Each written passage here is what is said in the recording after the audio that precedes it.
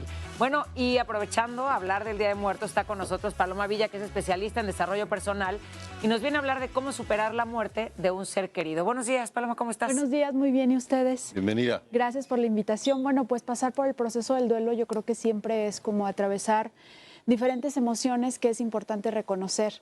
Por eso el día de hoy vengo a ofrecer un mapa para poder entender cuáles emociones vamos a transitar y cómo las podemos pues enfrentar de la manera más amorosa, ¿no?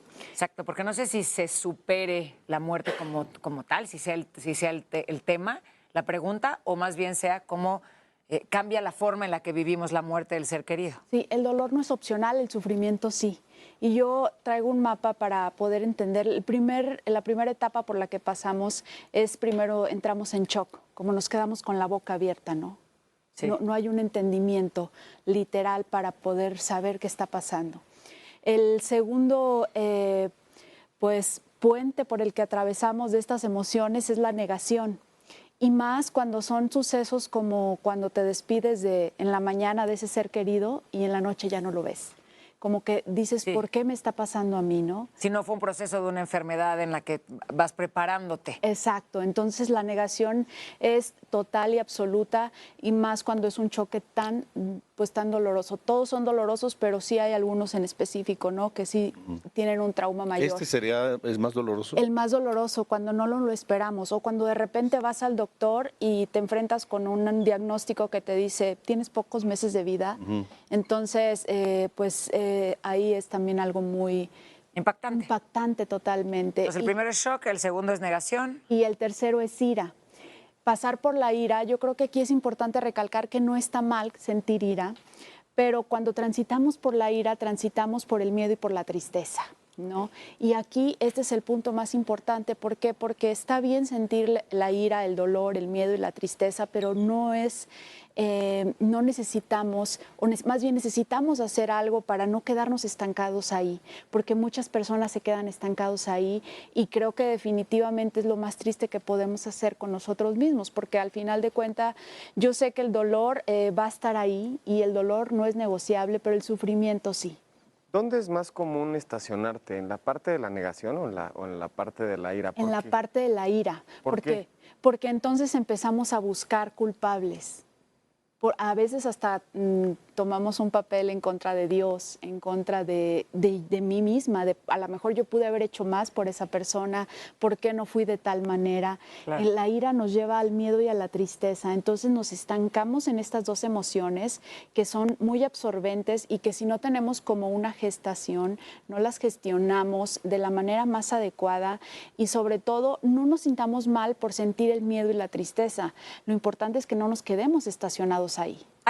Eso de estacionados me hace preguntarte algo, y es, ¿hay un tiempo para superarlo o es personal? O ya cuando pasa un año y la persona sigue muy mal, es momento de tomar acción. ¿Cuál es el tiempo para superar una pérdida? Cada persona puede tener su propio tiempo y está muy bien, pero si este tiempo, si tú dices, tienes la conciencia de no querer quedarte estancado ahí, es el tiempo indicado para ti.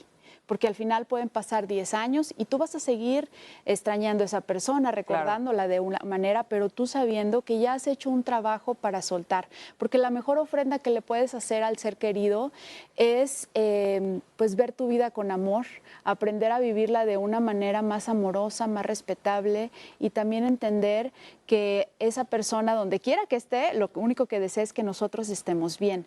Pero a veces la mente, nos aferramos a las cosas, somos tan egoicos, nos aferramos tanto a la materia que a veces también no dejamos partir a nuestros seres queridos y aferrándonos a un recuerdo, y el dolor, repito, no es opcional, pero sí podemos hacer un proceso de liberación para poder entender que hasta ahí llegó su vida y que lo vas a seguir recordando, pero que yo también tengo que hacer algo por mí. Este proceso es decir, es como un manual, es un ABC en el que necesariamente todos transitamos. El mapa de estos 3 puntos que digo, sí, o sea, todos transitamos por ahí sí o sí.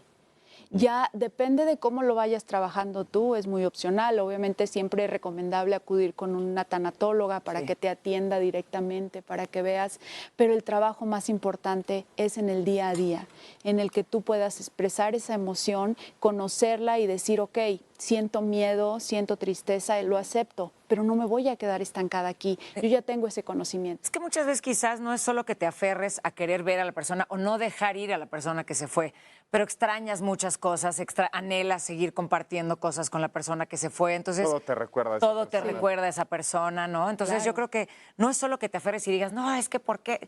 Pero te extraño mucho, ¿no? Entonces este momento yo creo que también tiene que ver con cómo hemos sido educados ante la muerte. O sea, si todos aprendiéramos que sí nos va a afectar y doler la muerte, pero es un proceso natural, porque aunque jugamos mucho con la muerte, yo creo que nos falta mucho aprender a verla como realmente es. Totalmente, nos falta mucha cultura de aceptación, porque al final es lo más seguro que tenemos, ¿no? Y también poder liberar a esos seres queridos de esta carga energética que a veces los retenemos tanto, que no estamos nosotros bien, pero también energéticamente ellos hay que liberarlos para que sigan su camino. Y en efecto, pues nos hace falta entender la vida desde otra perspectiva un poco más consciente y poder entender que si es lo que tenemos, si es lo más seguro que tenemos, pues mejor abracemos la vida. Y también la abrazamos como una ofrenda de amor cuando ellos ya no están. ¿Qué hay cuando alguien se va y tú estabas peleado o peleada con esa persona? ¿Ese genera una mayor culpa? ¿Hay te tardas más en superar el duelo? Más ira. Sí, más ira, más negación de pude haber hecho. ¿Por qué no hice esto? ¿Por qué no pedí disculpas? ¿Por qué no di ese paso para poder encontrar esa reconciliación? ¿Y cómo te llegas a limar las perezas contigo mismo en esa situación? Cuando ya no puedes ¿por qué decirle? no me disculpé yo? O sea, que está en tu cancha, no en la de la persona que se fue. Pues totalmente ahí regresamos al amor propio, porque ¿qué ganamos con hacernos daño? ¿Esa persona va a regresar? No va a regresar. No hay manera humana que nosotros podamos encontrarle una solución, más que entender que pues yo como humano tuve un error y ni modo.